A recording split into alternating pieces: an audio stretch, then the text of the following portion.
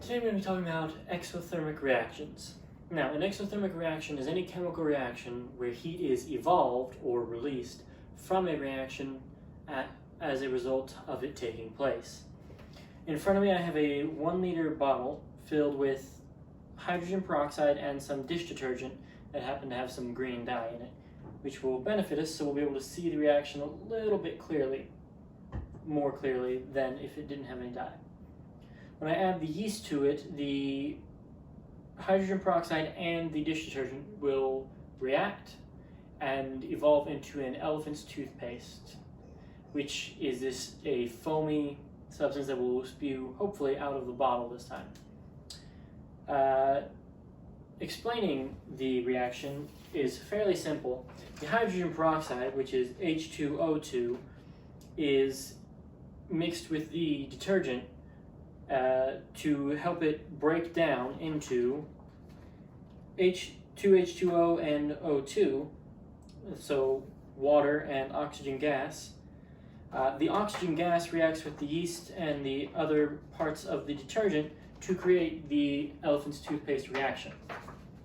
So, when I add this yeast, you should begin to see, as I pour it in, we'll give it a little swirl to help it along.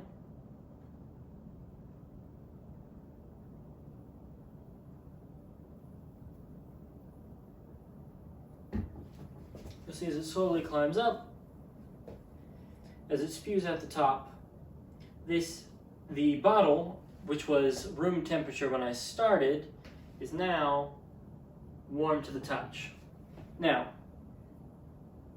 like I said, the explanation for why the reaction happens is the hydrogen peroxide broke down into oxygen gas and water to create this foaming effect. But what I haven't explained yet is why it's now also warm. Well, H2O2, the hydrogen peroxide, had energy stored in the bond that was keeping that second oxygen molecule, the O2 here, the one extra oxygen that changes it from water to hydrogen peroxide. The energy stored in that bond is releasing all the energy required to hold it together when it's broken down and reacts. So, as the reaction's happening, the energy that was stored in the hydrogen peroxide is also released with it, causing it to be exothermic and release heat. And that is how an exothermic reaction works. An endothermic reaction would be something on the opposite, where a reaction takes place and energy is absorbed from the environment, and so the bottle would feel colder if it was an endothermic reaction rather.